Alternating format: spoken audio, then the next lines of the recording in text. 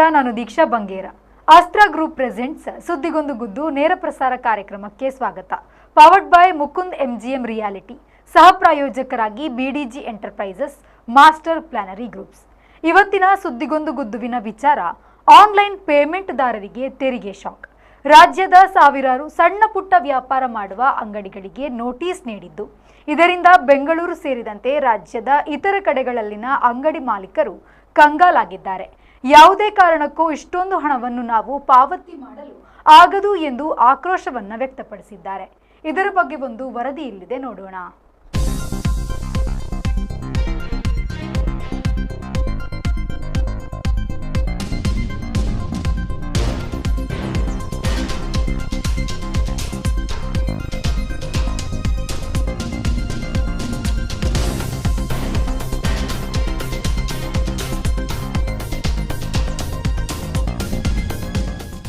ಇತ್ತೀಚಿನ ದಿನಗಳಲ್ಲಿ ಜನರು ಸಣ್ಣ ಪೆಟ್ಟಿಗೆ ಅಂಗಡಿಯಿಂದ ಹಿಡಿದು ಚಿನ್ನಾಭರಣ ಅಂಗಡಿಗಳವರೆಗೆ ಎಲ್ಲದಕ್ಕೂ ಸ್ಕ್ಯಾನರ್ ಮೂಲಕ ಆನ್ಲೈನ್ ಪಾವತಿ ಮಾಡುತ್ತಾರೆ.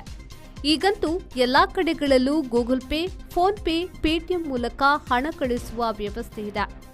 ಹೀಗೆ ಕಳೆದ 4-5 ವರ್ಷಗಳಿಂದ ಆನ್ಲೈನ್ ಮೂಲಕ ಗ್ರಾಹಕರಿಂದ ಹಣ ಪಡೆದು beedi, cigarette, gutka, tea, coffee, samosa, bun, biscuit ವ್ಯಾಪಾರ ಮಾಡಿದ ಸಾವಿರಾರು condiments, bakery, beeda shop, tea, coffee ಶಾಪ್ಗಳಿಗೆ ಕಳೆದ 1 ವಾರದಿಂದ ಕರ್ನಾಟಕ ವಾಣಿಜ್ಯ ತೆರಿಗೆ ಇಲಾಖೆಯಿಂದ ನೋಟಿಸ್ ನೀಡಲಾಗುತ್ತಿದೆ. ನೀವು ಕಳೆದ 4-5 ವರ್ಷಗಳಿಂದ ಲಕ್ಷಾಂತರ ರೂಪಾಯಿ ವ್ಯಾಪಾರ ವಹಿವಾಟು ಮಾಡಿದ್ದೀರಿ. ಅದಕ್ಕಾಗಿ ನೀವು ಕಮರ್ಷಿಯಲ್ ಟ್ಯಾಕ್ಸ್ ಪಾವತಿ ಮಾಡಬೇಕು ಎಂದು ಶೋಕಸ್ ನೋಟಿಸ್ ನೀಡಲಾಗುತ್ತಿದೆ.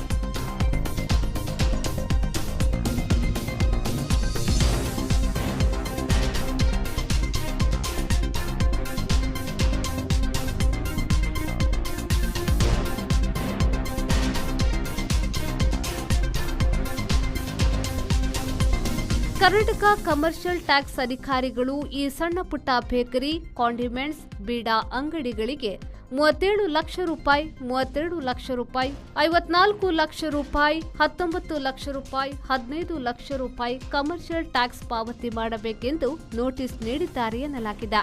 ರಾಜ್ಯದ ಸಾವಿರಾರು ಸಣ್ಣ ಪುಟ್ಟ ವ್ಯಾಪಾರ ಮಾಡುವ ಅಂಗಡಿಗಳಿಗೆ ನೋಟಿಸ್ ನೀಡಿದ್ದು, ಇದರಿಂದ ಬೆಂಗಳೂರು ಸೇರಿದಂತೆ ರಾಜ್ಯದ ಇತರ ಕಡೆಗಳಲ್ಲಿನ ಅಂಗಡಿ ಮಾಲೀಕರು ಕಂಗಾಲಾಗಿದ್ದಾರೆ. ಯಾವುದೇ ಕಾರಣಕ್ಕೂ ಇಷ್ಟೊಂದು ಹಣವನ್ನ ನಾವು ಪಾವತಿ ಮಾಡಲು ಆಗದು ಎಂದು ಆಕ್ರೋಶವನ್ನ ವ್ಯಕ್ತಪಡಿಸಿದ್ದಾರೆ.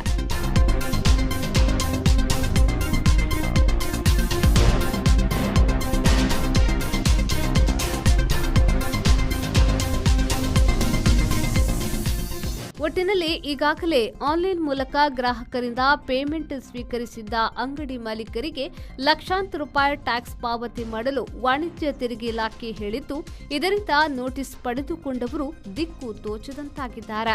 Bureau report, V4 news, Mangaluru. ಇದರ ಬಗ್ಗೆ ಮಾತನಾಡೋದಕ್ಕೆ ಹಿರಿಯ ಪತ್ರಕರ್ತರಾದಂತಹ ಮೋಹನ್ ಬೋಳಂಗಡಿ ಸರ್ ಇದ್ದಾರೆ. ಸರ್, ಕಾರ್ಯಕ್ರಮಕ್ಕೆ ಸ್ವಾಗತ. ಸರ್, ಈಗ ಗೂಗಲ್ ಪೇ, ಫೋನ್ ಪೇ, ಪೇಟಿಎಂನಲ್ಲಿ ಹಣ ಸ್ವೀಕರಿಸುವ ಅಂಗಡಿ ಮಾಲೀಕರಿಗೆ ವಾಣಿಜ್ಯ ತೆರಿಗೆ ಇಲಾಖೆಯು ನೋಟಿಸ್ ಅನ್ನು ನೀಡ್ತಾ ಇದೆ. ಯಾಕಾಗಿರ್ಬೋದು ಸರ್ ಇದು? ನೋಡಿ, ರಾಜ್ಯ ಸರ್ಕಾರದ ಅಧೀನದಲ್ಲಿರುವಂತಹ ವಾಣಿಜ್ಯ ತೆರಿಗೆ ಇಲಾಖೆ, ಸರ್ಕಾರ ಆ ಇಲಾಖೆಗೆ ಒಂದು ನಿರ್ದಿಷ್ಟವಾದ ಟಾರ್ಗೆಟ್ ಅನ್ನು ಗುರಿ ಮಾಡಿರ್ತದೆ. ನೀವು ವರ್ಷಕ್ಕೆ ಇಷ್ಟು ವಾಣಿಜ್ಯ ತೆರಿಗೆಯನ್ನು ಸಂಗ್ರಹಿಸಿ ಸರ್ಕಾರದ ಬೊಕ್ಕಸಕ್ಕೆ ಸೇರಿಸಬೇಕು ಅಂತ. ಕೇವಲ ವಾಣಿಜ್ಯ ತೆರಿಗೆ ಇಲಾಖೆ ಅಂತಲ್ಲ, ಎಲ್ಲೆಲ್ಲಿ ಆದಾಯ ಕ್ರೋಢೀಕರಣ ಆಗುತ್ತದ, ಯಾವ ಯಾವ ಇಲಾಖೆಗಳಲ್ಲಿ ಆಗುತ್ತದ, ಪ್ರತಿಯೊಂದು ಇಲಾಖೆಗೂ ಆ ರೀತಿಯ ಒಂದು ಟಾರ್ಗೆಟ್ ಅನ್ನು ಸರ್ಕಾರ ಫಿಕ್ಸ್ ಮಾಡ್ತದೆ. ಆ ಟಾರ್ಗೆಟ್ನ ಆಧಾರದಲ್ಲಿಯೇ ಸರ್ಕಾರ ರಾಜ್ಯ ಬಜೆಟ್ ಅನ್ನು ಮಂಡಿಸುವುದು. ನಿಮಗೆ ಆದಾಯ ಎಷ್ಟು ಎಲ್ಲಿಂದ ಕ್ರೋಢೀಕರಣ ಆಗುತ್ತದೆ ಅಂತ ಹೇಳ್ತಾರೆ. ನೋಡಿ, ಕಮರ್ಷಿಯಲ್ ಟ್ಯಾಕ್ಸಿಂದ ಇಷ್ಟು, ಅಬಕಾರಿಯಿಂದ ಇಷ್ಟು, ಇಂತಿಂಥ ಬಾಡಿಗೆ ಇದರಿಂದ ಮೂಲಗಳಿಂದ ಇಷ್ಟು ಅಂತ ಹೇಳಿ ಒಂದು ಲೆಕ್ಕ ಮಾಡ್ತೇವೆ. ಮತ್ತು ಇಷ್ಟು ನಾವು ಅದರಲ್ಲಿ ಇಷ್ಟು ಖರ್ಚು ಮಾಡ್ತೇವೆ, ಸಂಬಳಕ್ಕಿಷ್ಟು, ಇದಕ್ಕಿಷ್ಟು, ಇದಕ್ಕೆಲ್ಲ ಖರ್ಚು ಮಾಡ್ತೇವೆ ಅಂತಲ್ಲಿ. ಇದು ರಾಜ್ಯ ಬಜೆಟ್. ಆದ್ದರಿಂದ ರಾಜ್ಯ ಬಜೆಟ್ನಲ್ಲಿ ಸರ್ಕಾರ ಒಂದು ಇಲಾಖೆಗೆ ಒಂದು ವರ್ಷಕ್ಕೆ ಇಷ್ಟೇ ಮೊತ್ತ ನೀವು ಸಂಗ್ರಹಿಸಬೇಕು ಅಂತ ಹೇಳ್ತಾರೆ. ಇದು ಮೋಟರ್ ವೆಹಿಕಲ್ ಆ್ಯಕ್ಟ್ ಇದು ಇಲಾಖೆಗೆ ಇರ್ಬೋದು, ಬೇರೆ ಬೇರೆ ಇಲಾಖೆಗೆ ಇರ್ಬೋದು, ಆ ರೀತಿ ಅದರಿಂದಾಗಿ ಕಮರ್ಷಿಯಲ್ ಟ್ಯಾಕ್ಸ್ ಇಲಾಖೆಗೂ ನಿರ್ದಿಷ್ಟ ಇದೆ. ಆದ್ದರಿಂದ ಅವರು ಏನು ಮಾಡ್ತಾರೆ ಅಂತ ಹೇಳಿ ಅವರು ಯಾವ ಬಾಬತ್ತಿನಿಂದ ಟ್ಯಾಕ್ಸ್ ವಸೂಲಿ ಮಾಡಲಿಕ್ಕೆ ಆಗ್ತದೆ ಅಂತ ನೋಡ್ತಾ ಇರ್ತಾರೆ. ಯಾವಾಗ ನಿಮಗೆ ಟಾರ್ಗೆಟ್ ಜಾಸ್ತಿ ಆಯಿತು ಆಗ ಅವರು ಇನ್ನಿತರ ಮೂಲಗಳನ್ನು ಹುಡುಕ್ಲಿಕ್ಕೆ ಹೋಗ್ತಾರೆ. ಈಗ ಇನ್ನಿತರ ಮೂಲಗಳನ್ನು ಹುಡುಕ್ಲಿಕ್ಕೆ ಹೋಗುವಾಗ ಸಿಕ್ಕಿರುವುದೇ ಇದು. ಯಾವುದು?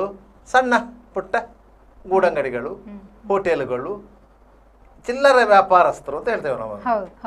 ಅವರು ಸಂಘಟಿತ ವ್ಯಾಪಾರಸ್ಥರಲ್ಲ, ಅವರು ಚಿಲ್ಲರೆ ವ್ಯಾಪಾರಸ್ಥರು. ಸಂಘಟಿತ ವ್ಯಾಪಾರಸ್ಥರು ಅಂತಂದ್ರೆ ಸಂಘಟನೆ ಕಟ್ಟಿಕೊಂಡಿರ್ತಾರೆ, ಚೇಂಬರ್ ಆಫ್ ಕಾಮರ್ಸ್ ಅಂತೆಲ್ಲ ಇರುತ್ತೆ, ಅದರಲ್ಲೆಲ್ಲ ಸದಸ್ಯರಾಗಿರ್ತಾರೆ. ಅವರು ಸರ್ಕಾರದೊಂದಿಗೆ ನೇರವಾಗಿ ವ್ಯವಹಾರ ಮಾತಾಡ್ತಾ ಇರ್ತಾರೆ. ಈ ರೀತಿಯ ವ್ಯವಸ್ಥೆಗಳು ಇರ್ತದೆ. ಆದರೆ ಇವರಿಗೆ ಅಂತ ಸಂಘಟನೆ ಇಲ್ಲ. ಯಾಕಂದರೆ ಇವರಲ್ಲಿ 60% ಮಂದಿ ಅಕ್ರಮವಾಗಿಯೇ ಇರುವವರು.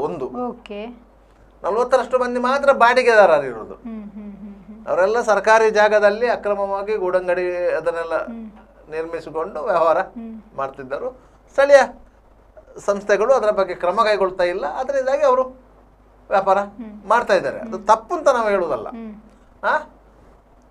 ಆದ್ದರಿಂದಾಗಿ ಅಂತಹ ವ್ಯಾಪಾರಸ್ಥರು ಈಗ ಗುರಿಯಾಗಿದ್ದಾರೆ.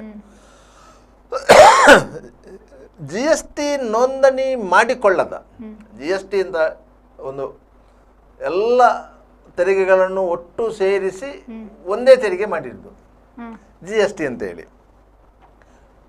GST ಅಂತ ಮಾಡಿದಾಗ ಆ ಇದರಲ್ಲಿ ಎಲ್ಲ ತೆರಿಗೆಗಳು ಸೇರಿ ಮಾಡಿದ್ದು. ಅದಕ್ಕೆ ಕಾಂಗ್ರೆಸ್ಸಿನ ನಾಯಕ ರಾಹುಲ್ ಗಾಂಧಿ ಅವರು ಹೇಳಿದ್ರು, ಇದು ಗಬ್ಬರ್ ಸಿಂಗ್ ಟ್ಯಾಕ್ಸ್ ಅಂತ ಹೇಳಿ GST ಅಂತ ಹೇಳಿದ್ರು. ಈಗ ಏನಾಗಿದೆ ಅಂತಂದ್ರೆ ಇವಾಗ ಈ ತರ ಏನು ಗೂಗಲ್ ಪೇ ಫೋನ್ ಪೇ ಮಾಡಿದ್ರೆ ಫೈನ್ ಬೀಳ್ತದೆ ಅಂತ ಹೇಳಿ ಸುಮಾರಷ್ಟು ಜನ ಆ ಅಂಗಡಿಲಿರುವಂತಹ ಫೋನ್ ಪೇ, ಪೇಟಿಎಂ ಇದು ಸ್ಕ್ಯಾನರ್ ಅನ್ನೆಲ್ಲ ಎತ್ತಿಡ್ತಾ ಇದ್ದಾರೆ. ನೋಡಿ, ಅದು ಏನು ಅಂತ ಹೇಳಿದ್ರೆ ಆ ವ್ಯಾಪಾರಿಗಳಿಗೆ ಮಾಹಿತಿಯ ಕೊರತೆ ಇದೆ. ನಿಮಗೆ ಎಷ್ಟು ಆದಾಯ ಇದೆಯಾ, ನೀವು ಆ ಆದಾಯದ ಮೇಲೆ ಸರ್ಕಾರಕ್ಕೆ ತೆರಿಗೆ ಪಾವತಿ ಮಾಡಬೇಕು. ನಿಮಗೆ 40 ವಾರ್ಷಿಕ 40 ಲಕ್ಷದವರೆಗೆ ಎಕ್ಸಂಪ್ಷನ್ ಇದೆ, ರಿಯಾಯಿತಿ ಇದೆ. ನೀವು ವಾರ್ಷಿಕ 40 ಲಕ್ಷ ನೀವು ವ್ಯವಹಾರ ಮಾಡ್ತೀರಂತಂದ್ರೆ ನಿಮಗೆ ಟ್ಯಾಕ್ಸ್ ಇಲ್ಲ. ನಿಮಗೆ ವೃತ್ತಿ ನಿರತರಂತೂ ನಾವು ಏನು ಹೇಳ್ತೇವೆ, ಅವರಿಗೆ ವಾರ್ಷಿಕವಾಗಿ 12 ಲಕ್ಷದವರೆಗೆ ಸಂಬಳ ಇದ್ದರೆ ಅವರಿಗೆ ವೃತ್ತಿ ತೆರಿಗೆ ಇಲ್ಲ. ನೀವು 1 ಲಕ್ಷಕ್ಕಿಂತ ಮೇಲೆ ಸಂಬಳ ಇದೆ ಅಂತಾದರೆ, 1,10,000 ರೂಪಾಯಿ ನಿಮಗೆ ಸಂಬಳ ಇದೆ ಅಂತಾದರೆ ನೀವು ವೃತ್ತಿ ತೆರಿಗೆ ಕಟ್ಟಬೇಕು. ನಿಮ್ಮ ಪೇಮೆಂಟ್ ಸ್ಲಿಪ್ಪಲ್ಲೇ ನಿಮಗೆ ಟ್ಯಾಕ್ಸ್ ಡಿಡಕ್ಷನ್ ಆಗಿಯೇ ನಿಮಗೆ ಪೇಮೆಂಟ್ ಬರೋದು. ಇದು ಸರ್ಕಾರಿ ನೌಕರರಿಗೂ ಖಾಸಗಿ ರಂಗದ ನೌಕರರಿಗೂ ಅನ್ವಯ ಆಗ್ತದೆ. ಇದು ವೃತ್ತಿ ತೆರಿಗೆ ಅಂತೇಳಿ. ಅದೇ ರೀತಿ ನಿಮಗೆ ವಾಣಿಜ್ಯ ತೆರಿಗೆಗಳು ಬರ್ತದೆ. ವಾಣಿಜ್ಯ ವಸ್ತುಗಳನ್ನು ನೀವು ಮಾರಾಟ ಮಾಡುವಂಥ ಸಂದರ್ಭದಲ್ಲಿ ನಿಮಗೆ ವಾಣಿಜ್ಯ ತೆರಿಗೆ ಬೀಳ್ತದೆ. ಕಮರ್ಷಿಯಲ್ ಟ್ಯಾಕ್ಸ್ ಅಂತ ನಾವು ಏನು ಹೇಳ್ತಾರೆ ಅಂತ ತೆರಿಗೆ ಬೀಳ್ತದೆ. ಮಾರಾಟ ತೆರಿಗೆ, ಸೇಲ್ಸ್ ಟ್ಯಾಕ್ಸ್, ನೀವು ಎಷ್ಟು ಸೇಲ್ ಮಾಡ್ತೀರಾ, ಎಷ್ಟು ನಿಮಗೆ ಹಣ ಬರ್ತದ, ಆ ಹಣದ ಮೇಲೆ ನೀವು ಟ್ಯಾಕ್ಸ್ ಕಟ್ಟಬೇಕು. ಅದರಿಂದಾಗಿ ನೀವು ಎಲ್ಲದಕ್ಕೂ ನೀವು ಸರ್ಕಾರಕ್ಕೆ ಟ್ಯಾಕ್ಸ್ ಕಟ್ಟಲೇಬೇಕು. ನಿಮಗೆ ಅದಕ್ಕೆ ಒಂದು ಲಿಮಿಟ್ ಇದೆ. ಆ ಲಿಮಿಟ್ ಕ್ರಾಸ್ ಆಗುವವರೆಗೆ ನಿಮಗೆ ಎಕ್ಸಂಪ್ಷನ್ ಇರೋದು. ನೀವು ಕಟ್ಟಲೇಬಾರ್ದಂತಲ್ಲ, ನಿಮಗೆ ರಿಯಾಯಿತಿ ಇದೆ ಅಂತ. ಆ ರಿಯಾಯಿತಿಯ ಮೇಲೆ ಇದು ಮಾಡೋದು. ಈಗ ಇವರು ವಾಣಿಜ್ಯ ತೆರಿಗೆ ಇಲಾಖೆಯವರಿಗೆ ಟಾರ್ಗೆಟ್ ಇದೆ. ಯಾಕಂತ ಹೇಳಿದರೆ ಅವರು ಸಹ ಸರ್ಕಾರಕ್ಕೆ ಅತ್ಯಂತ ಹೆಚ್ಚು ತೆರಿಗೆ ಹಣವನ್ನು ಸಂಗ್ರಹಿಸಿ ಕೊಡುವಂಥ ಇಲಾಖೆ. ಆದ್ದರಿಂದ ಅವರ ಮೇಲೆ ಪ್ರತಿ ವರ್ಷ ಬೇರೆ ಬೇರೆ ರೀತಿಯಲ್ಲಿ ಒತ್ತಡಗಳು ಹಾಕಲಾಗುತ್ತದೆ. ನೀವು ಇಷ್ಟು ಲಕ್ಷ ಕೋಟಿ ರೂಪಾಯಿಯನ್ನು ತೆರಿಗೆ ಸಂಗ್ರಹ ಮಾಡಲೇಬೇಕು ಅಂತ. ಅವರು ಎಲ್ಲ ರೀತಿಯಲ್ಲಿ ಎಲ್ಲೆಲ್ಲಿಗೆ ತೆರಿಗೆ ಜಾಸ್ತಿ ಮಾಡ್ತಾರೆ ಅಂತ ಹೇಳಿದ್ರೆ ಒಟ್ಟಾರೆಯಾಗಿ ಅವರು ತೆರಿಗೆ ಜಾಸ್ತಿ ಮಾಡ್ಲಿಕ್ಕೆ ಆಗುದಿಲ್ಲ. ಅವರೇ ಇಲಾಖೆಯವರೇ ತೆರಿಗೆ ಜಾಸ್ತಿ ಮಾಡಬಹುದು. ಸರ್ಕಾರ ಸೂಚನೆ ಮಾಡಬೇಕು ಯಾವುದಕ್ಕೆಲ್ಲ ನೀವು ರೇಟ್ ಜಾಸ್ತಿ ಮಾಡಬಹುದು ಅಂತ. ಅದರ ಮೇಲೆ ಅವರು ಮಾಡ್ಬೇಕಷ್ಟೇ. ಆಗ ಅವ್ರೇನಿರ್ತದೆ, ಎಲ್ಲೆಲ್ಲಿ ಲೂಸ್ ಪೋಲ್ ಇದೆ, ತೆರಿಗೆ ವಂಚನೆ ಆಗ್ತಾ ಇದೆ, ಅದನ್ನೆಲ್ಲ ಮತ್ತೆ ಹಚ್ಚಿ ಅವರಿಗೆ ನೋಟಿಸ್ ಕೊಡ್ತಾ ಹೋಗ್ತಾ ಇದ್ದಾರೆ. ಅವರಿಗೆ ಈಗ ಈ ಫೋನ್ ಪೇ, ಗೂಗಲ್ ಪೇ ಇದರಲ್ಲಿ ಎಲ್ಲ ಹಣ ಸಂದಾಯ ಮಾಡುವುದರಿಂದ ಅವರಿಗೆ ಅನುಕೂಲ ಆಗಿರುವುದು ಏನಂತ ಹೇಳಿದರೆ ಬ್ಯಾಂಕ್ ಸ್ಟೇಟ್ಮೆಂಟ್ ತೆಗೆದ್ರೆ ಆಯಿತು. ಬ್ಯಾಂಕ್ ಸ್ಟೇಟ್ಮೆಂಟ್ ತೆಗೆದ್ರೆ ಆಯ್ತು. ಎಲ್ಲ ಬ್ಯಾಂಕಿಂಗ್ ವ್ಯವಸ್ಥೆಗಳು ಸಹ ಈಗ ಪಾರದರ್ಶಕವಾಗಿರ್ತದೆ ಒಂದು. ಮತ್ತೆ ವಾಣಿಜ್ಯ ತೆರಿಗೆ ಇಲಾಖೆ ಮತ್ತು ಕಮರ್ಷಿಯಲ್ ಇದು ವೃತ್ತಿ ತೆರಿಗೆ ಯಾವ ತೆರಿಗೆಯೂ ಇರಲಿ ಆ ಇಲಾಖೆಯೊಟ್ಟಿಗೆ ಸಂವಹನ ಇದೆ. ಆ ಇಲಾಖೆಯವರು ಒಂದು ಬ್ಯಾಂಕಿಗೆ ಮೇಲ್ ಕಳಿಸಿದರೆ ನಿಮ್ಮಲ್ಲಿ ಇರುವಂತಹ ಅಕೌಂಟುದಾರರ ಡೀಟೇಲ್ ಕೊಡಿ ಅಂತ ಹೇಳಿದರೆ ಅವರು ಕೊಡಲೇಬೇಕು. ಅದನ್ನು ಬ್ಯಾಂಕಿನವರು ಮುಚ್ಚಿಡ್ಲಿಕ್ಕೆ ಆಗೋದಿಲ್ಲ. ಇಲಾಖೆಗೆ ಕೊಡಲೇಬೇಕು. ಅದನ್ನು ಮುಚ್ಚಿಡ್ಲಿಕ್ಕೆ ಆಗೋದಿಲ್ಲ. ಈಗ ವಾಣಿಜ್ಯ ತೆರಿಗೆ ಇಲಾಖೆಯವರೇ ಒಂದು ಬ್ಯಾಂಕ್ ಆಫ್ ಬರೋಡಕ್ಕೆ ಸೂಚನೆ ಕೊಡ್ತಾರೆ, ನಿಮ್ಮಲ್ಲಿ ತಿಂಗಳಿಗೆ 10 ಲಕ್ಷಕ್ಕಿಂತ ಜಾಸ್ತಿ ವ್ಯವಹಾರ ಮಾಡುವಂತಹ ಅಕೌಂಟು ಯಾರದ್ದು ಅದರ ಡೀಟೇಲ್ ಕಳುಹಿಸಿ ಅಂತ. ಆಗ ಇವರು 10 ಲಕ್ಷಕ್ಕಿಂತ ಯಾರು ಜಾಸ್ತಿ ವ್ಯವಹಾರ ಮಾಡ್ತಾರೆ ಅವರ ಡೀಟೇಲನ್ನು ವಾಣಿಜ್ಯ ತೆರಿಗೆ ಇಲಾಖೆಗೆ ಕಳಿಸ್ತಾರೆ. ವಾಣಿಜ್ಯ ತೆರಿಗೆ ಇಲಾಖೆಯವರು ಆ ಅಡ್ರೆಸ್ ಅನ್ನು ನೋಡಿ ಅವರಿಗೆ ಒಂದು ನೋಟಿಸ್ ಕಳಿಸ್ತಾರೆ. ಬ್ಯಾಂಕ್ ಹೋಲ್ಡರ್ದು ಪರ್ಮಿಷನ್ ಕೂಡ ಕೇಳಲ್ಲ. ಇಲ್ಲ. ಇಲಾಖೆಗಳ ಮಧ್ಯೆ ಇರುವಂತಹ ಸಮನ್ವಯತೆಯಲ್ಲಿ ಅದು ಇಲ್ಲ. ನೀವು ಬ್ಯಾಂಕ್ ಡೀಟೇಲ್ ಅನ್ನು ಮತ್ತೊಬ್ಬನಿಗೆ ಕೊಡುವಾಗಿಲ್ಲ, ಖಾಸಗಿ ವ್ಯಕ್ತಿಗೆ. ಸರ್ಕಾರಿ ಇಲಾಖೆಗಳು ಕೇಳಿದ್ರೆ ಕೊಡ್ಲೇಬೇಕು. ಈಗ ನಿಮ್ಮ ಅಕೌಂಟ್ ಅನ್ನು ಡೀಟೇಲ್ ಹೋಗಿ ನಾನು ಹೋಗಿ ಕೇಳಿದ್ರೆ ಕೊಡ್ಲಿಕ್ಕೆ ಬರುದಿಲ್ಲ. ಆದ್ರೆ ಅದೇ ಒಂದು ಪೊಲೀಸ್ ಇಲಾಖೆ ಕೇಳಿದ್ರೆ ಬೇರೆ ಬೇರೆ ಇಲಾಖೆಗಳು ಕೇಳಿದ್ರೆ ಅವ್ರು ಡೀಟೇಲ್ ಕೊಡ್ತಾರೆ. ಏನು ಟ್ರಾನ್ಸಾಕ್ಷನ್ ಆಗಿರುತ್ತೆ, ಯಾಕಂದ್ರೆ ಅದು ಪರ್ಟಿಕ್ಯುಲರ್ ಕೇಸಿನ ಇನ್ವೆಸ್ಟಿಗೇಷನ್ಗೆ ಸಂಬಂಧಪಟ್ಟದಾಗಿರ್ತದೆ. ಅದರಿಂದ ಅವರು ಕೊಡ್ಲೇಬೇಕು. ಈಗ ಬಿದ್ದಿರೋ ಫೈನ್ ಇದೆಯಲ್ಲ ಸರ್, ಒಂದಿಷ್ಟು ಜನರಿಗೆ ಫೈನ್ ಹಾಕಿದ್ದಾರೆ 47 ಲಕ್ಷ ಆ ತರ ಈ ತರ ಅಂತ. ಒಂದ್ ವೇಳೆ ಅದನ್ನ ಕಟ್ಟದಿದ್ರೆ ಏನಾಗುತ್ತೆ ಅಂತ ಅಂತ ಹೇಳಿದ್ರೆ ಅಂಗಡಿ ಮೇಲೆ ರೈಡ್ ಆಗ್ತದೆ. ಅದನ್ನು ಕಂದಾಯ ಬಾಕಿ ಅಂತ ಹೇಳಿ ವಸೂಲಿ ಮಾಡುವಂತ ಪ್ರಕ್ರಿಯೆಗಳು ನಡೀತದೆ. ನೀವು ಸರ್ಕಾರಕ್ಕೆ ₹1 ಬಾಕಿ ಇದೆ ಅಂತ ಆದ್ರೂ ಸಹ ₹1 ಬಾಕಿ ಇದೆ ಅಂತ ಹೇಳಿದ್ರೆ ಅದನ್ನು ವಸೂಲಿ ಹೇಗೆ ಮಾಡುವುದು ಅಂತ ಹೇಳಿದ್ರೆ ಕಂದಾಯ ಬಾಕಿಯನ್ನು ಯಾವ ರೀತಿ ವಸೂಲಿ ಮಾಡ್ತಾರೋ ಆ ರೀತಿ ಅಂತ ಹೇಳ್ತಾರೆ. ಈಗ ನೀವು ಬ್ಯಾಂಕಿನಿಂದಲೇ ಒಂದು ₹5,000 ಲೋನ್ ತೆಗೆದಿದ್ದೀರ ಅಂತ ಇಟ್ಕೊಳ್ಳಿ. ಸಣ್ಣ ಅಮೌಂಟ್, ನಿಗ್ಲಿಜಬಲ್ ಅಮೌಂಟ್ ಅಂತ ಸಾವಿರಾರು ಕೋಟಿ ಹಣವನ್ನು ಬ್ಯಾಂಕಿನವರು ಸ್ವಿಚ್ ಆಫ್ ಮಾಡಿದ್ದು ಇದೆ ಇಲ್ವಾ? ಅಂತದ್ರಲ್ಲಿ ₹5,000 ಬಾಕಿ ಇದೆ ಅಂತ ಇಟ್ಕೊಳ್ಳಿ. ಬ್ಯಾಂಕಿನವರು ಆ ಬಗ್ಗೆ ತಲೆ ಕೆಡಿಸಿಕೊಳ್ಳುವುದೇ ಇಲ್ಲ. ಯಾಕೆ ಅಂತ ಹೇಳಿದರೆ ₹5,000 ಅವರು ಕಾನೂನು ಪ್ರಕಾರವಾಗಿ ವಸೂಲು ಮಾಡಲಿಕ್ಕೆ ಮುಂದಾದರೆ ಅವರಿಗೆ ₹50,000 ಖರ್ಚಾಗ್ತದೆ. ಯಾರಿಗೆ? ಬ್ಯಾಂಕಿನವರಿಗೆ. ಬ್ಯಾಂಕಿನವರಿಗೆ ₹50,000 ಖರ್ಚಾಗ್ತದೆ. ಅದಕ್ಕೆ ಅವರು ಅದನ್ನು ಹಾಗೇ ಬಿಟ್ಟಿರ್ತಾರೆ. ಇಸ್ ಎ ಡೆಡ್ ಅಕೌಂಟ್ ಅಂತ ಹೇಳಿ ಒಂದು ಇಟ್ಟಿರ್ತಾರೆ. ನೀವು ಒಂದು 5 ವರ್ಷ ಆದ ಮೇಲೆ ಆ ಅಕೌಂಟ್ ಇದು ಯಾರು ನನ್ನ ಲೋನ್ ಇದು ಸುದ್ದಿ ಇಲ್ಲ ಬ್ಯಾಂಕಿನವ್ರದ್ದು ಅಂತ ಹೇಳಿ ನೀವು ಹೊಸದಾಗಿ ಒಂದು ವ್ಯವಹಾರ ಮಾಡ್ತೀರಿ. ಆ ಬ್ಯಾಂಕ್ ಒಟ್ಟಿಗೆ ಪುನಃ ಸಂಪರ್ಕ ಸಾಧಿಸ್ತೀರಿ, ನೀವು ವ್ಯವಹಾರ ಮಾಡ್ಲಿಕ್ಕೆ ಸ್ಟಾರ್ಟ್ ಆಗ. ನಿಮ್ಮ ವ್ಯವಹಾರವನ್ನು 1 ತಿಂಗಳವರು ಗಮನಿಸ್ತಾರೆ. ಆಗ ಆ ಲೋನಿಗೆ ನಿಮ್ಗೊಂದು ನೋಟಿಸ್ ಕೊಡ್ತಾರೆ, ನಿಮ್ಮಲ್ಲಿ ಇಂಥದ್ದೊಂದು ಲೋನ್ ಬಾಕಿ ಇದೆ, ಅದನ್ನು ಕಟ್ಟಿ, ಇಲ್ಲ ನಿಮ್ಮ ಅಕೌಂಟ್ ಫ್ರೀಸ್ ಆಗುತ್ತೆ ಅಂತ ಹೇಳ್ತಾರೆ. ಆಗ ನೀವು ಸಹಜವಾಗಿ ಅದನ್ನು ಕಟ್ತೀರಿ. ಹಾಗೆ ಇಲ್ಲದ್ರೆ ಅವರು 5,000 ವಸೂಲು ಮಾಡ್ಲಿಕ್ಕೆ ಹೋಗ್ಬೇಕಾದ್ರೆ ಏನಾಗ್ತದೆ, ಅವರಿಗೆ ₹50,000 ಖರ್ಚಾಗುತ್ತೆ. ಅದೆಲ್ಲ ಬ್ಯಾಂಕಿನವರ ಟ್ರಿಕ್ಸು. ಆ ರೀತಿಯಾಗಿ ಮಾಡ್ತಾರೆ. ಇದರಲ್ಲಿ ಸಹ ಅಷ್ಟೇ. ಈಗ ಕಮರ್ಷಿಯಲ್ ಟ್ಯಾಕ್ಸ್ನವರು ಏನು ಮಾಡುದಿಲ್ಲ, ಬಂದು ಸೀಸ್ ಗೀಸ್ ಏನು ಮಾಡುದಿಲ್ಲ, ಏನು ಸೀಸ್ ಗೀಸ್ ಮಾಡುದಿಲ್ಲ. ನೇರವಾಗಿ ಅವನಿಗೆ ನೋಟಿಸ್ ಕಳಿಸ್ತಾರೆ. ಆ ಸಂದರ್ಭದಲ್ಲಿ ಆ ನೋಟಿಸ್ಗೆ ಉತ್ತರ ಕೊಡಬೇಕು. ಇಲ್ಲದ್ರೆ ಅವರ ಅಪೆಲೇಟ್ ಇದೆ, ನ್ಯಾಯಮಂಡಳಿ ಇದೆ, ಆ ನ್ಯಾಯಮಂಡಳಿಗೆ ಹೋಗಬೇಕು. ನ್ಯಾಯಮಂಡಳಿಯಲ್ಲಿ ಅವನ ಅಹವಾಲು ಮಾಡಬೇಕು. ಮತ್ತೆ ಅದರಲ್ಲಿ ಎಷ್ಟು ಡಿಟೆಕ್ಷನ್ ಆಗ್ತದೆ ನೋಡಬೇಕು. ಅಷ್ಟು ಕಟ್ಟಲೇಬೇಕಾಗ್ತದೆ. ದಿನ ಹೋಗ್ಬೋದು, ವರ್ಷ ಹೋಗ್ಬೋದು, ಸಮಯ ಹೋಗ್ಬೋದು. ಬಿಟ್ರೆ ಅದು ಕಟ್ಟಲೇಬೇಕಾಗ್ತದೆ. ಯಾಕಂದ್ರೆ ಸರ್ಕಾರದ ಹಣ ಅಂತ, ಸರ್ಕಾರಕ್ಕೆ ಸಲ್ಲಬೇಕಾದಂತ ಹಣ ಇದು ಯಾವುದೋ ಅಧಿಕಾರಿಗೆ ಸಲ್ಲುವಂತ ಹಣ ಅಲ್ಲ, ಸರ್ಕಾರಕ್ಕೆ ಸಲ್ಲುವಂತ ಹಣ. ನೀವು ವ್ಯವಹಾರ ಮಾಡಿದ್ದೀರಿ, ಲಾಭ ಮಾಡಿದ್ದೀರಿ, ಆದ್ದರಿಂದ ನೀವು ಆ ಹಣವನ್ನು ಕಟ್ಟಲೇಬೇಕು ಅಂತ. ಮುಂದಿನ ದಿನಗಳಲ್ಲಿ ಆನ್ಲೈನ್ ಪೇಮೆಂಟ್ ವ್ಯವಸ್ಥೆ ಕಡಿಮೆ ಆಗುವ ಸಾಧ್ಯತೆ ಏನಾದರೂ ಇದೆಯಾ ಸರ್ ಇದರಿಂದ? ಇಲ್ಲ ನೋಡಿ,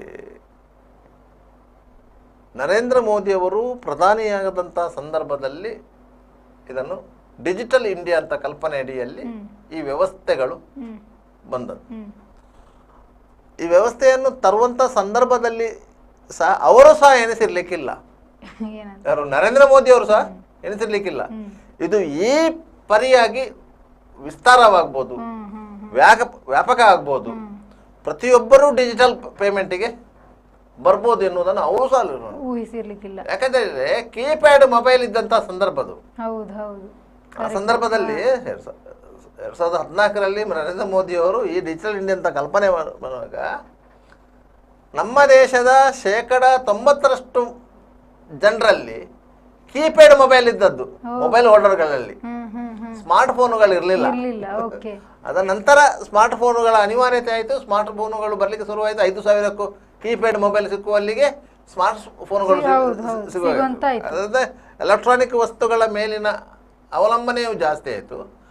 ಅದರ ದರವು ಕಡಿಮೆ ಆಗ್ತಾ ಬಂತು, ಕಾಂಪಿಟೇಷನ್ ಬರಲಿಕ್ಕೆ ಸ್ಟಾರ್ಟ್ ಆಯಿತು. ಅದರಿಂದಾಗಿ ಈ ಡಿಜಿಟಲ್ ಇಂಡಿಯಾ ಕಲ್ಪನೆ ವ್ಯಾಪಕವಾಗಿ ಹರಡಿತು. ಪರಿಣಾಮ ಏನಾಯಿತು ಅಂತ ಹೇಳಿದರೆ ಈ ಡಿಜಿಟಲ್ ಪೇಮೆಂಟ್ಗಳು ಪ್ಲಾಟ್ಫಾರ್ಮ್ಗಳು ಹುಟ್ಟುಕೊಂಡವು.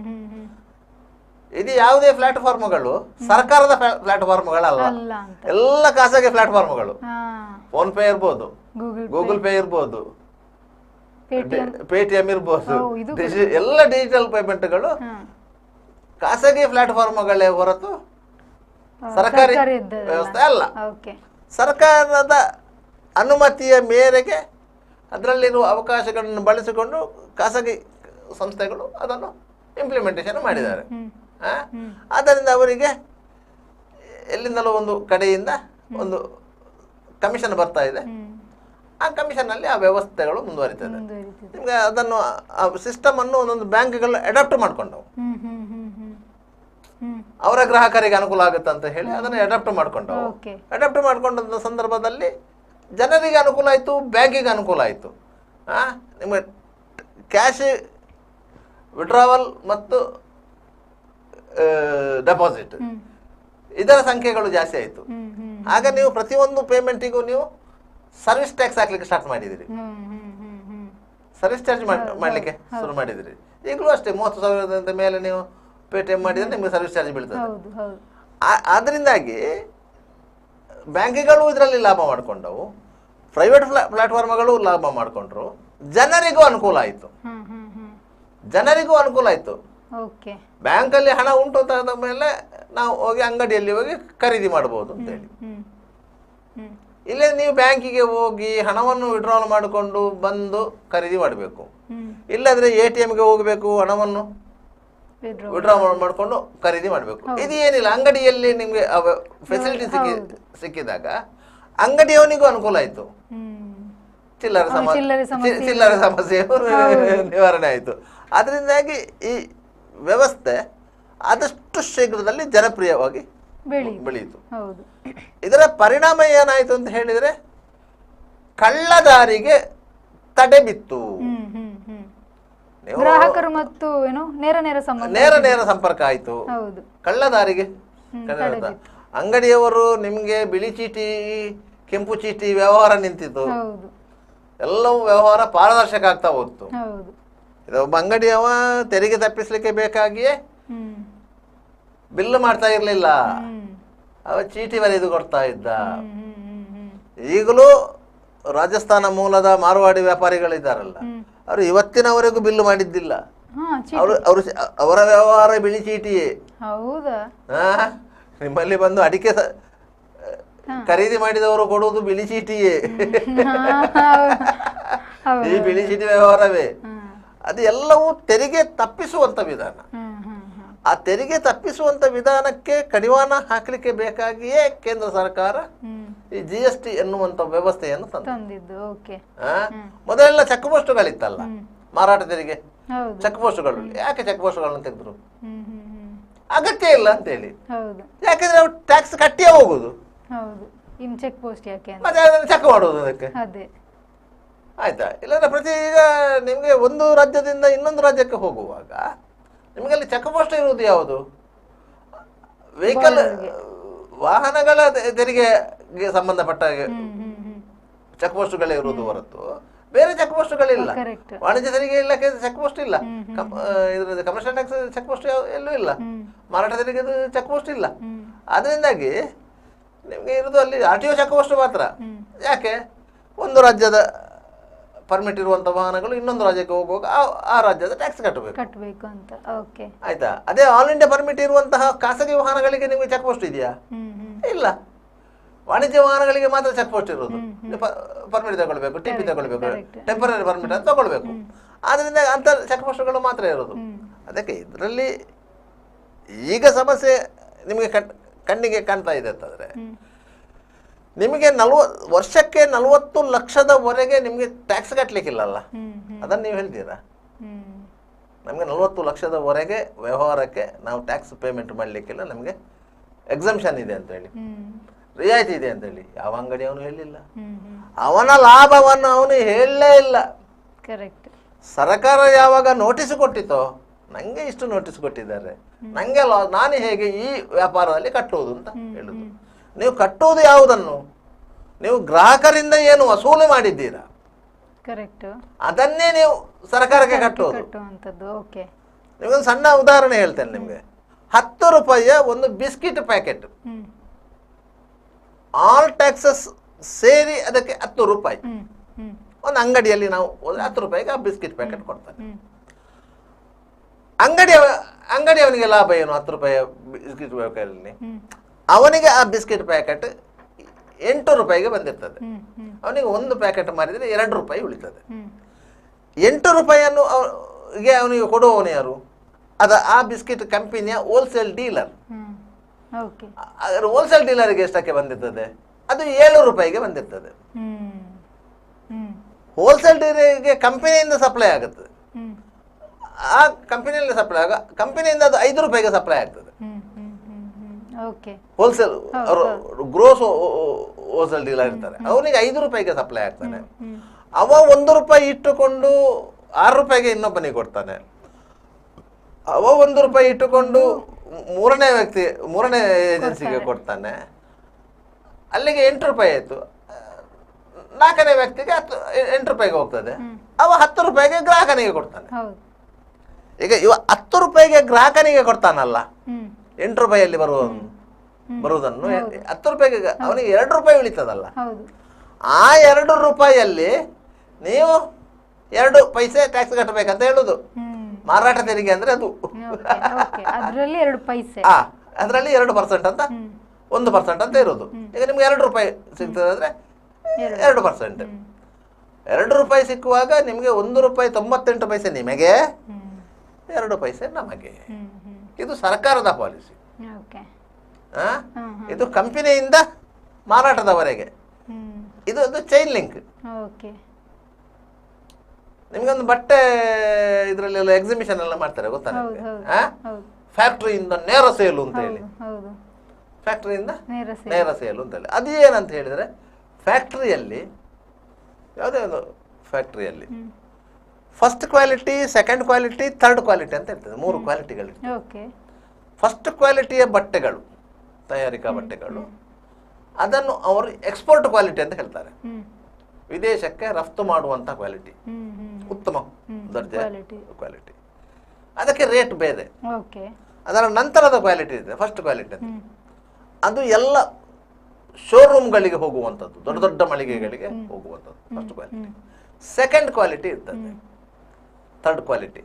ಅದು ಸಾಮಾನ್ಯವಾಗಿ ಮಧ್ಯಮ ವರ್ಗದವರು ಉಪಯೋಗ ಮಾಡುವಂಥದ್ದು, ಯಾರೆಲ್ಲ ಗಿರಾಕಿಗಳಿರ್ತಾರೆ ಅಂತ ಮಳಿಗೆಗಳಿಗೆ ಹೋಗುವಂಥದ್ದು. 4ನೇ ದರ್ಜೆದಿರ್ತದೆ, 4ನೇ ದರ್ಜೆದಿರ್ತದೆ. ಅದು ಆಕ್ಚುಲಿ ಅವರು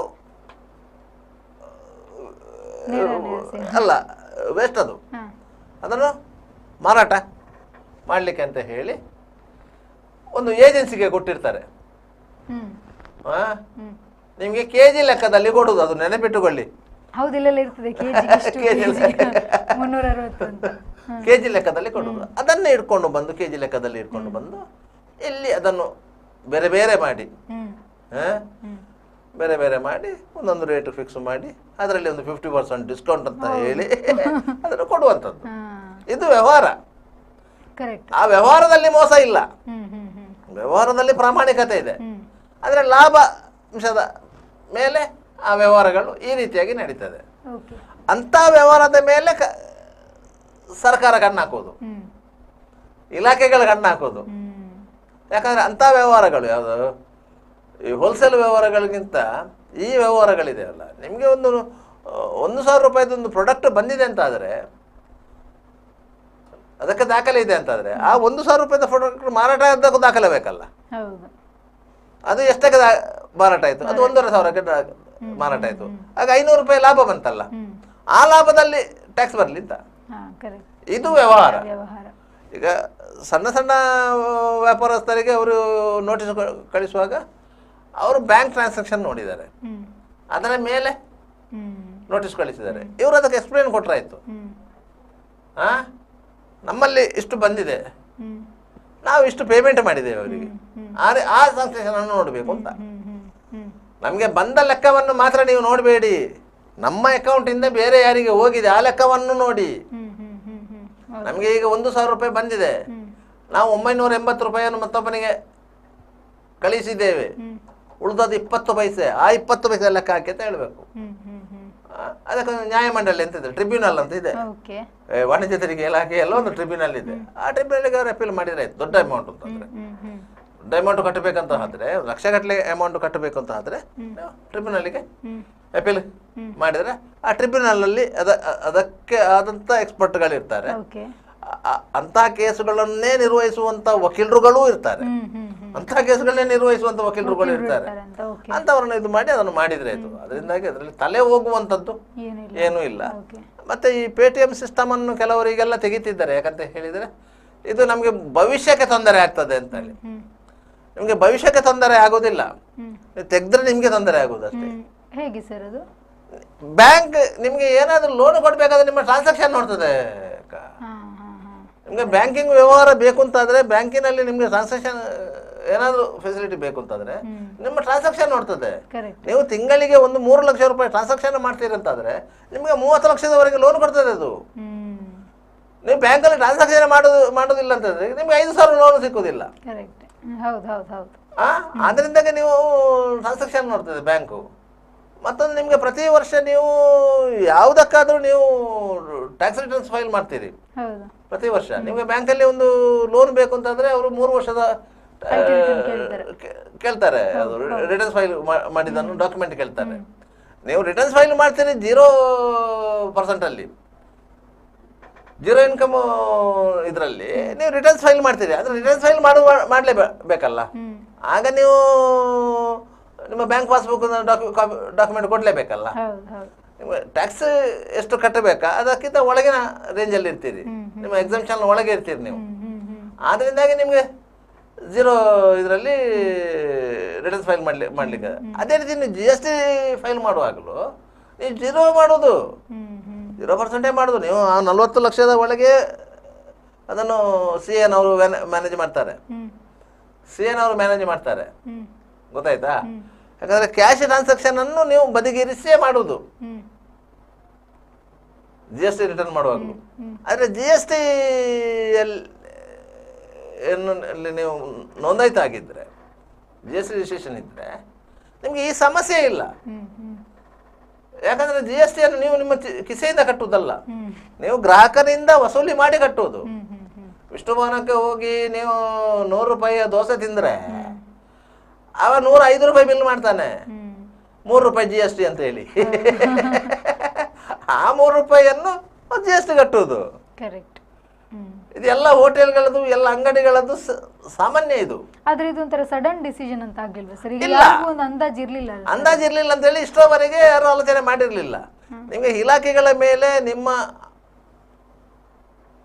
ಕಲೆಕ್ಷನ್ ಆದಾಯ, ನಿಮ್ಮ ಇಲಾಖೆಯಿಂದ ಬರುವ ಆದಾಯಕ್ಕೆ ಇದು ಯಾವುದು ಟಾರ್ಗೆಟ್ ಫಿಕ್ಸ್ ಮಾಡಿದಾಗ ಆ ಇಲಾಖೆಯವರಿಗೆ ಬೇರೆ ದಾರಿ ಇಲ್ಲ. ಎಲ್ಲಿ ತೆರಿಗೆ ಸೋರಿಕೆ ಆಗ್ತಾ ಇದೆ ಅದನ್ನು ಕಂಡುಹಿಡಿಯಲೇಬೇಕು. ಅವರು ಕಂಡುಹಿಡಿಯಲಿಕ್ಕೆ ಹೋದರು, ಆಗ ಅವರು ಉಪಯೋಗ ಮಾಡಿದ್ದೇನು? ಬ್ಯಾಂಕ್ ಸ್ಟೇಟ್ಮೆಂಟ್ ಅನ್ನು. ಬ್ಯಾಂಕ್ ಸ್ಟೇಟ್ಮೆಂಟ್ ಮಾಡಿದ ಕೂಡಲೇ ನಿಮಗೆ ಬರುವುದು ಈ ಪೇಟಿಎಂ ಇದರ ವ್ಯವಹಾರಗಳು.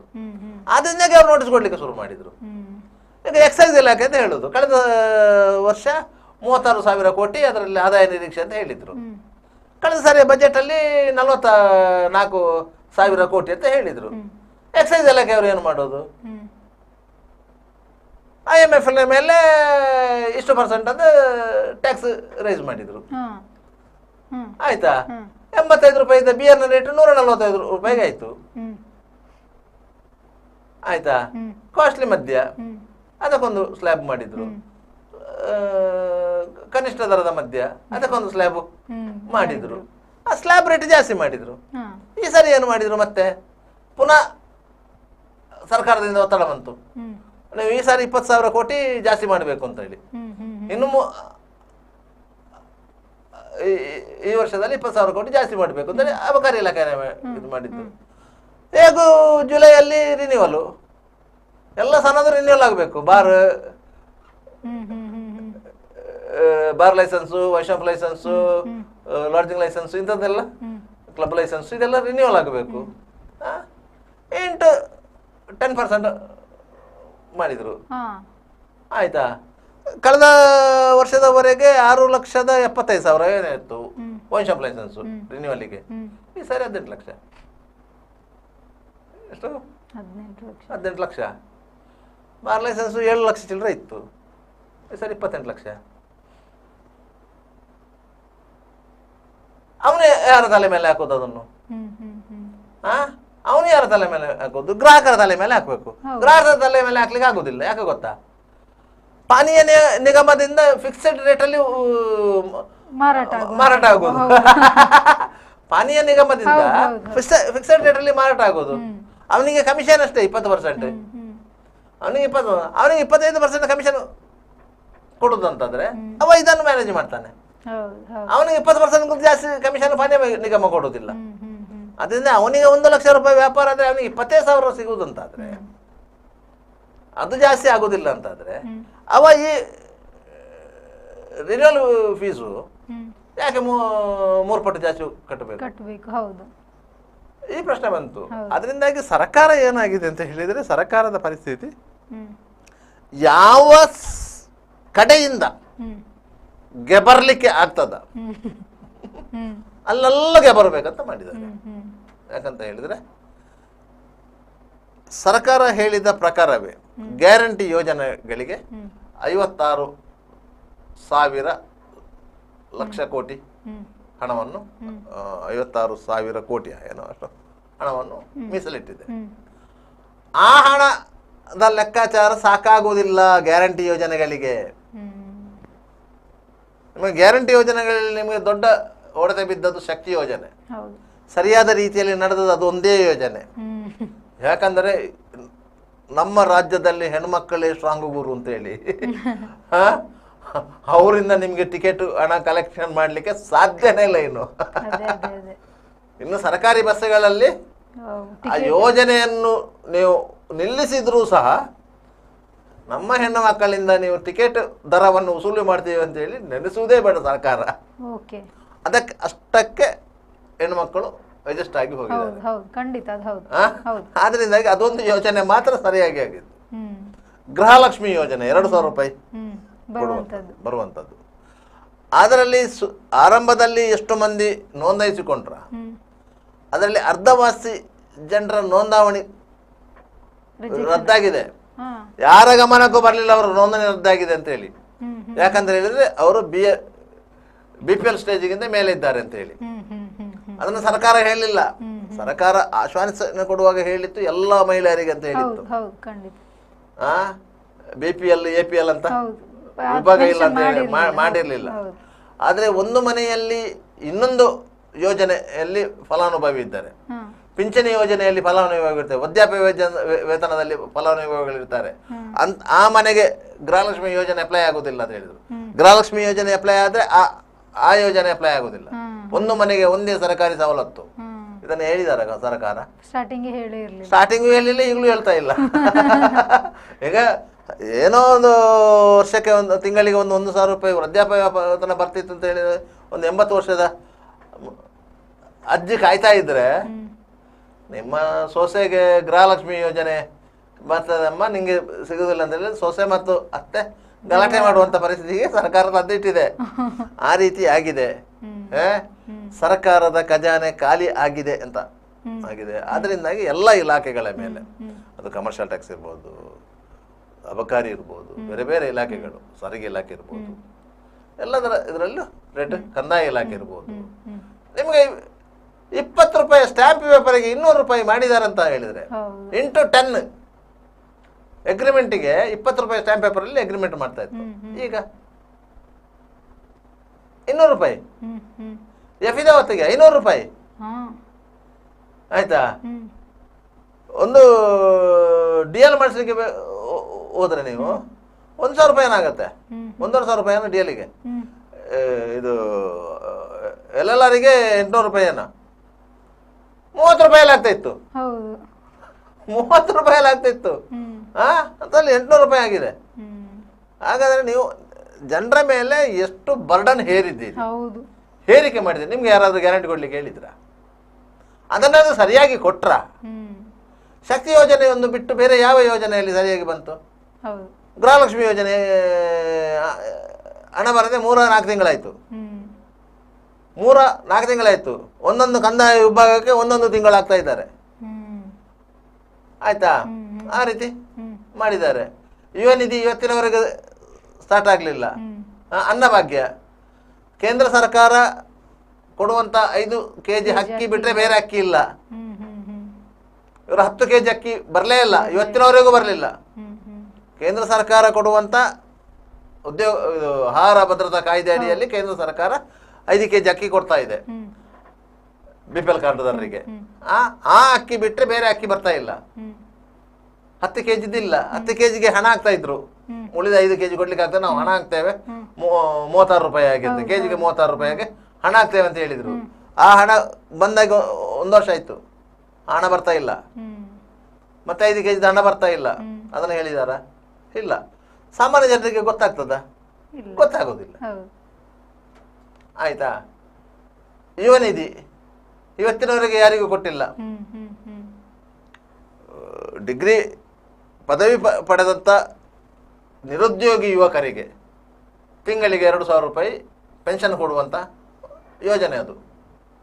ಅವನಿಗೆ ಕೆಲಸ ಸಿಕ್ಕುವವರೆಗೆ ಅಂತ, ಇಲ್ಲಾಂದ್ರೆ ಗರಿಷ್ಠ 2 ವರ್ಷದವರೆಗೆ. ಗರಿಷ್ಠ 2 ವರ್ಷದವರೆಗೆ. ಅಲ್ಲಿ 2 ವರ್ಷದಲ್ಲಿ ಅವಾಗ ಕೆಲಸಕ್ಕೆ ಹುಡ್ಕೋಬೇಕು. ಅಲ್ಲಿವರೆಗೆ ಅವನಿಗೆ ಪೆನ್ಷನ್ ಕೊಡುವುದು ಅಂತ ಹೇಳಿ ಇವತ್ತಿನವರೆಗೂ ಸಿಗ್ಲಿಲ್ಲ. ಆದ್ದರಿಂದ ಪಂಚ ಗ್ಯಾರಂಟಿ ಯೋಜನೆಗಳಲ್ಲಿ ಒಂದೇ ಗ್ಯಾರಂಟಿ ಶಕ್ತಿ ಯೋಜನೆ ಮಾತ್ರ. ಅದು ಸಹ ನಮ್ಮ ಹೆಣ್ಣು ಮಕ್ಕಳು ಅಷ್ಟು ಸ್ಟ್ರಾಂಗ್ ಇದ್ದರಿಂದ ಸಿಕ್ಕಿರುವಂಥದ್ದು. ಇಲ್ಲದ್ರೆ ಇಲ್ಲ. ಇದರ ಪರಿಣಾಮ ಏನಾಯ್ತು? ಪ್ರತಿಯೊಬ್ಬರ ತಲೆಯ ಮೇಲೆಯೂ ಚಪ್ಪಡಿ ಕಲ್ಲು ಹೆಳೆದಂತಾಯ್ತು ಅಂತ. ಬೆಲೆ ಏರಿಕೆ ಆಯ್ತು. ಅದರ ಪರಿಣಾಮ ಅದಕ್ಕಿಂತ ಜಾಸ್ತಿಯಾಗಿ ಈ ಪರಿಣಾಮ ಸೃಷ್ಟಿಯಾಯಿತು. ಏನು ನರೇಂದ್ರ ಮೋದಿ ಅವರ ಡಿಜಿಟಲ್ ಕಲ್ಪನೆಯಲ್ಲಿ ಇವರು ಅವಕಾಶವನ್ನು ಬಳಸ್ಕೊಂಡ್ರು. ಆದ್ರಿಂದಾಗಿ ಸಣ್ಣ ಪುಟ್ಟ ವ್ಯಾಪಾರಸ್ಥರು ಇದೀಗ ಪೇಟಿಎಂ ಬೇಡ, ಗೂಗಲ್ ಪೇ ಬೇಡ ಅಂತ ಅಂಗಡಿಯವರು ಎಷ್ಟು ಗಾಬರಿ ಬಿದ್ದು ಅಂತಂದ್ರೆ ಅವರಲ್ಲಿರುವಂತಹ ಸ್ಕ್ಯಾನರ್ QR ಕೋಡ್ ಏನಿದೆ ಅದನ್ನೆಲ್ಲ ಎತ್ತಿಟ್ಕೊಂಡು ಕ್ಯಾಶ್ ಇದ್ರೆ ವ್ಯಾಪಾರ, ಇಲ್ಲ ಅಂದ್ರೆ ಇಲ್ಲ ಅಂತ. ಹೌದು, ಹಾಗೆ ಆಗಿದೆ. ಅದರಿಂದ ಅವರು ಹೆಚ್ಚು ಭಯ ಪಡುವಂತ ಅವಶ್ಯಕತೆ ಇಲ್ಲ. ಯಾಕಂದ್ರೆ 40 ಲಕ್ಷದವರೆಗೆ ನಿಮ್ಗೆ ಟ್ಯಾಕ್ಸ್ ಕಟ್ಟೋದ್ರಲ್ಲಿ ಎಕ್ಸಂಪ್ಷನ್ ಇದೆ. ಅದರಿಂದ ಅಲ್ಲಿಂದ ಮೇಲೆ ವ್ಯಾಪಾರ ಆದ್ರೆ ನೀವು ಟ್ಯಾಕ್ಸ್ ಪೇ ಮಾಡುವಂತ ತಾಕತ್ತು ಉಳ್ಳವರು ಅಂತ ಲೆಕ್ಕ. ಅಂದ್ರೆ ತಿಂಗಳಿಗೆ 3,20,000ವರೆಗೆ ವ್ಯವಹಾರ ಆಗ್ತದಂತಂದ್ರೆ ಲಾಭ ವ್ಯವಹಾರ ಆಗ್ತದಂದ್ರೆ ನಿಮ್ಗೆ ಸಮಸ್ಯೆ ಆಗುತ್ತೆ. ಇಲ್ಲ ಇದ್ರೆ ಇಲ್ಲ. ಸಮಸ್ಯೆ ಅಂತ ಅಲ್ಲ, ನೀವು ಗ್ರಾಹಕರಿಂದ ಏನು ವಸೂಲಿ ಮಾಡ್ತಾ ಇದ್ರೆ ಅದ್ರ ಒಮ್ಮೆಲೆ ಕಟ್ಟಬೇಕಾಗ್ತದೆ ಅಂತ. ನೀವು ಪೈಸೆ ಲೆಕ್ಕದಲ್ಲಿ ವಸೂಲಿ ಮಾಡ್ತಾ ಇರ್ತೀರಿ, ನೀವು ಅದನ್ನು ನೋಟುಗಳ ಲೆಕ್ಕದಲ್ಲಿ ಕಟ್ಟಬೇಕಾಗ್ತದೆ. ಅಷ್ಟೇ ಬಿಟ್ಟರೆ ಮತ್ತೇನಿಲ್ಲ. ಒಂದು ಮಸಾಲೆ ದೋಸೆಯಲ್ಲಿ ನೀವು 3 ರೂಪಾಯಿ ಜಾಸ್ತಿ ಮಾಡಿ GST ಸಂಗ್ರಹ ಮಾಡ್ತೀರಿ, ನೀವು ಕಟ್ಟುವಾಗ 3,000 ರೂಪಾಯಿ ಕಟ್ಟಬೇಕಾಗ್ತದೆ. 100 ಮಸಾಲೆ ದೋಸೆ ರೇಟ್ ಕಟ್ಟಬೇಕು. ಇಷ್ಟೇ ಎಲ್ಲ ಇದರಲ್ಲಿ ಅಷ್ಟೇ ಇರೋದು.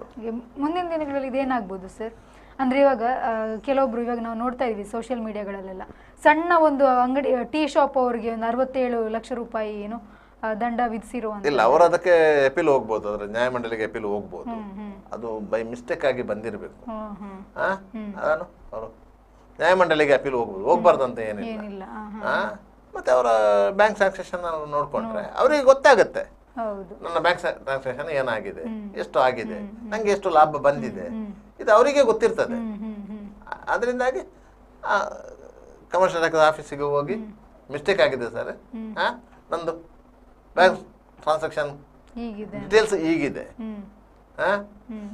ನೀವು ನೋಡಿಕೊಂಡು ಇದನ್ನು ಇದು ಮಾಡಬೇಕು ಅಂತ ಹೇಳಿ ಅವ್ರದ್ದೇ ಟ್ರಿಬ್ಯುನಲ್ಗೆ ಹೋಗಿ ಅಂತ ಹೇಳ್ತಾರೆ. ಇಲ್ಲಾಂದ್ರೆ ಅವರೇ ಅದನ್ನು ಡಿಡಕ್ಷನ್ ಮಾಡ್ತಾರೆ. ಮಾಡೋದಿಲ್ಲ ಅಂತ ಏನಿಲ್ಲ. ಯಾಕಂತ ಹೇಳಿದ್ರೆ ಯಾವುದೇ ಒಂದು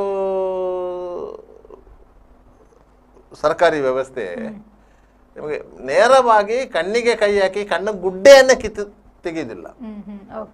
ನಿಮಗೆ ಎಲ್ಲ ರೀತಿಯ ಅವಕಾಶಗಳನ್ನು ಕೊಡ್ತದೆ. ಆದ್ದರಿಂದಾಗಿ ಇದರಲ್ಲಿ ಅವಕಾಶಗಳು ಸಿಗ್ತದೆ.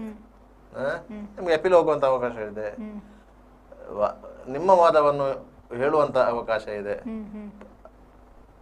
ಆ ಸಂದರ್ಭದಲ್ಲಿ ನಿಮಗೆ ಏನೆಲ್ಲ ಟ್ರಾನ್ಸಾಕ್ಷನ್ ಇದ್ದು ಅಂದ್ರೆ ಈಗ 3,20,000 ಎಲ್ಲ ಏನು ವ್ಯವಹಾರ ಆಗಿದ್ದು ಅಪೀಲ್ ಹೋಗೋಕೆ ಆಗುದಿಲ್ಲ ಅಂತನಾ? ಇಲ್ಲ, ಅಪೀಲ್ ಹೋಗ್ಬೋದು, ಹೋಗ್ಬಾರ್ದಂತ ಏನಿಲ್ಲ. ಹೋದ ಸಂದರ್ಭದಲ್ಲಿ ಅದನ್ನು ಕನ್ಸಿಡರ್ ಮಾಡ್ತಾರೆ. ಅವ್ರು ಹೇಳ್ತಾರೆ ನೋಡಿ ಹೀಗೆ ಇದೆ, ನೀವು ನಮ್ಮ ಹತ್ರ ಸುಳ್ಳು ಹೇಳಬೇಡಿ, ಸತ್ಯ ಹೇಳಿ ಹೇಳ್ತೀವಿ. ನಾವು ಈ ಕಡೆಯಿಂದ ಲಾಭ ಬಂದಿದೆ, ಆ ಕಡೆಯಿಂದ ಬೇರೆದಕ್ಕೆ ಇನ್ವೆಸ್ಟ್ ಮಾಡಿದ್ದೇವೆ. ಅದು ನಿಮ್ಮ ಲಾಭಕ್ಕೆ ಹೊರತು ಸರ್ಕಾರದ ಲಾಭಕ್ಕೆ ಅಲ್ಲ, ನಿಮ್ಮ ಲಾಭಕ್ಕೆ ಹೊರತು ಸರ್ಕಾರದ ಲಾಭಕ್ಕೆ ಅಲ್ಲ ಅಂತ ಬರ್ತದೆ. ಅದರಿಂದಾಗಿ ಅಂತ ಸಂದರ್ಭಗಳಲ್ಲಿ ಒಂದು ಅಡ್ಜಸ್ಟ್ಮೆಂಟ್ ಅಂತ ಇರ್ತದೆ, ಎಮಿಕೇಬಲ್ ಸೆಟಲ್ಮೆಂಟ್ ಅಂತಂದು ಇರ್ತದೆ. ಅಂತ ಎಮಿಕೇಬಲ್ ಸೆಟಲ್ಮೆಂಟ್ಗೆ ಹೋಗ್ಬೋದು. ಯಾವ ರೀತಿ ಆಗುತ್ತೆ ಸರ್ ಅದು? ಅದು ನಾವು ಇಷ್ಟು ಕಟ್ತೇವೆ, ಅದಕ್ಕೆ ನೀವು ಒಪ್ಪಬೇಕು, ಆ ಥರದ ಎಲ್ಲ ರೀತಿಯ ಫೆಸಿಲಿಟಿ ಜನರಿಗೆ ಇದೆ. ವಿಜಯ್ ಮಲ್ಯ ಅಷ್ಟು ಕೋಟಿ ಇಡ್ಸ್ಕೊಂಡು ಓಡಿ ಹೋಗ್ಲಿಲ್ವಾ? ವಸೂಲು ಮಾಡ್ಲಿಕ್ಕೆ ಆಗ್ತದ? ಇಲ್ಲ. ಆದ್ರೆ ಅದೇ ವಿಜಯ್ ಮಲ್ಯ ಪುನಃ ಬಂದು ಇಲ್ಲಿ ಏನಾದ್ರು ವ್ಯವಹಾರ ಮಾಡ್ಬೋದ್ರೆ ನೀವು ಅಷ್ಟನ್ನು ಕಟ್ಟಿ ಅದರ ಫೈನ್ ಕಟ್ಟೇ ವ್ಯವಹಾರ ಮಾಡ್ಬೇಕಲ್ವಾ? ವಿಜಯ್ ಮಲ್ಯನ ಪ್ರಕರಣ ಏನು ಅಂತ ಹೇಳಿದ್ರೆ, ವಿಜಯ್ ಮಲ್ಯನಿಗೆ 13,000 ಕೋಟಿ ಕಟ್ಟುವುದು ದೊಡ್ಡ ಸಮಸ್ಯೆ ಏನಲ್ಲ.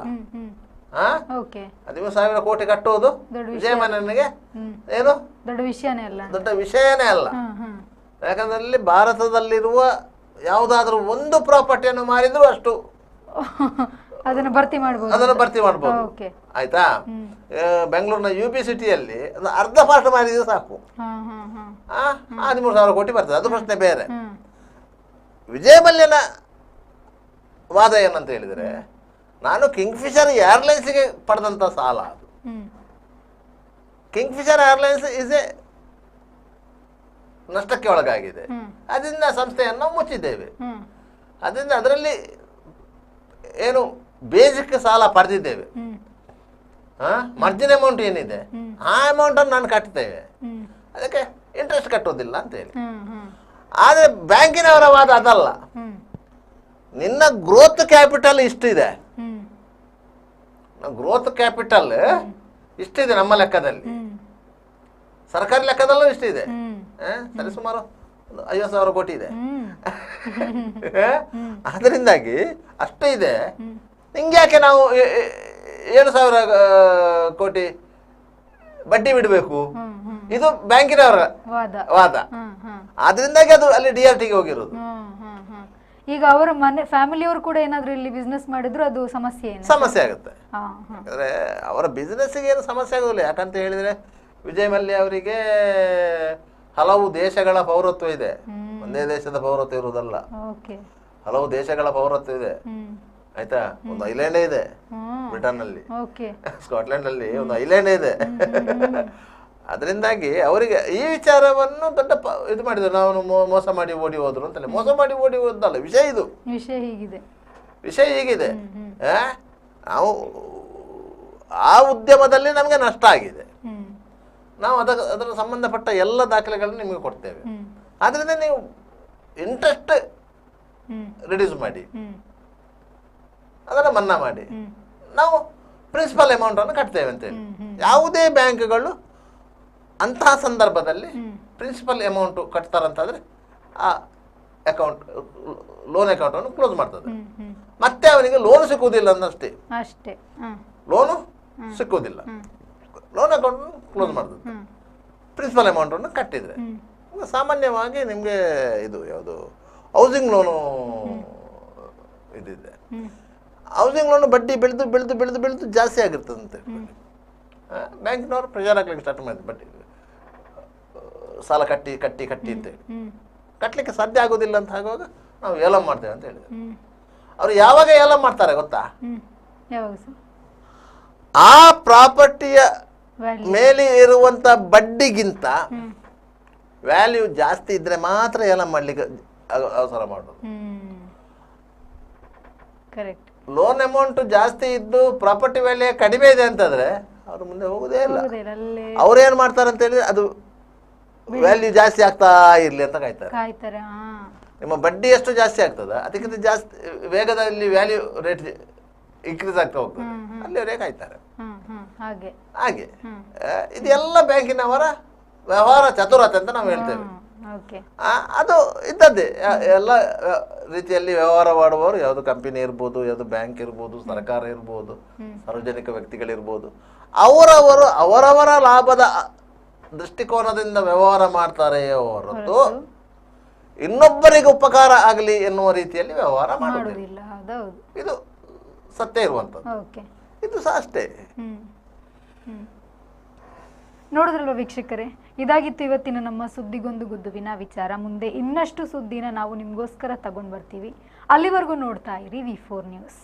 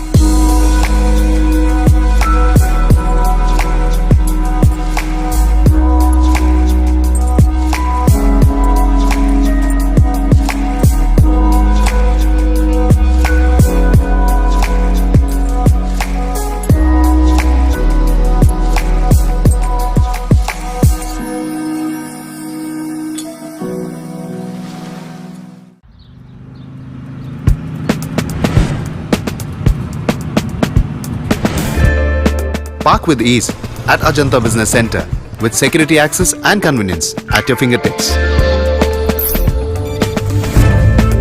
Step into a welcoming lobby where a warm smile greets you and your clients. With top-tier amenities, Ajanta set the stage for our success, leading us to Ashoka Business Center as a next upgrade. Invest in workspaces managed by Vortex. Invest Smart. Invest in Mangaluru. The Father Mullah Charitable Institutions, the most modern linear accelerator, only one of its kind in this region for specific burning of cancer cells. We have all precision equipments and instruments for both invasive and non-invasive surgical procedures and diagnosis, ultrasonic color Doppler, CT scan and MRI machines. The operation theatres are equipped with contemporary equipments, high-tech intensive care units, neo and postnatal units, burns unit, cath lab and cardiothoracic units are fully equipped. Our NICU is the largest in the city. The blood bank and cell separator and casualty are 24-hour services. The Father Mullah Charitable Institutions. Ideal ice cream, milky way to your heart.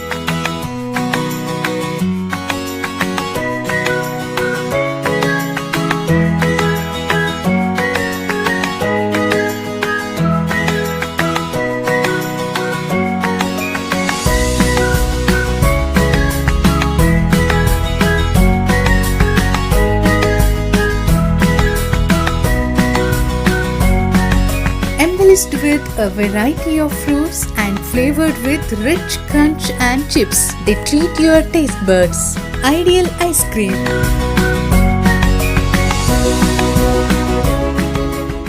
B. Devdas Ganpati Pai Enterprises. All kinds of quality and attractive material available at one place. Biggest showroom in Mangalore city. Admired by public at large. The showroom of your choice. B. Devdas Ganpati Pai Enterprises near New Chitra Talkies, Mangalore. AJ Hospital and Research Center is a leading advanced tertiary healthcare center of India, serving the coastal citizens and spreading good health across the sea line. AJ Hospital and Research Center is a specialized Medicare center providing service to more than 30 major medical disciplines, embracing new technologies to offer high-level healthcare that matches the best in the country. Our technical and medical expertise include foremost services in cadaveric organ retrieval, drug-eluting stent placement, pediatric lab nephrectomy, ambulance services, dermatology, ENT, nephrology and many more. AJ Hospital and Research Center, Kuntikana, Mangaluru. Call 222-5533. Vasudeva Stores. Store for your inner needs. Visit us to find trendy innerwear from major brands.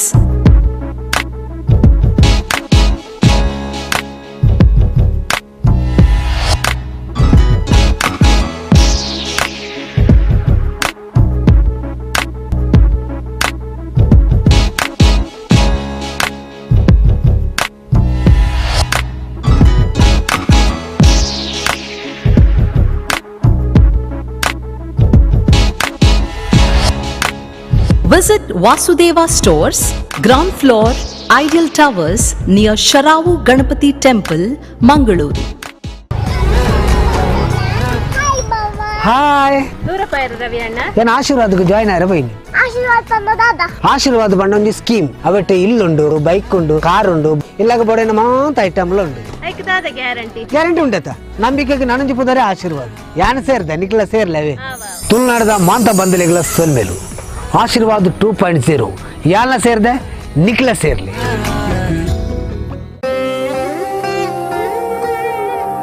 ಆಹಾ, shining ಆದ್ರೆ ಏನೋ missing.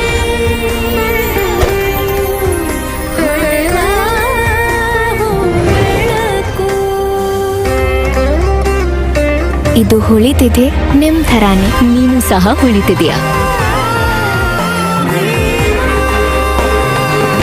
ಶತಮಾನದ ವಾರಸುದಾರಿಕೆಯ ಹೊಸ ಮುಖ ಭೀಮಾ. ಬದಲಾವಣೆ ಹೊಳೆಯುತ್ತಿದೆ.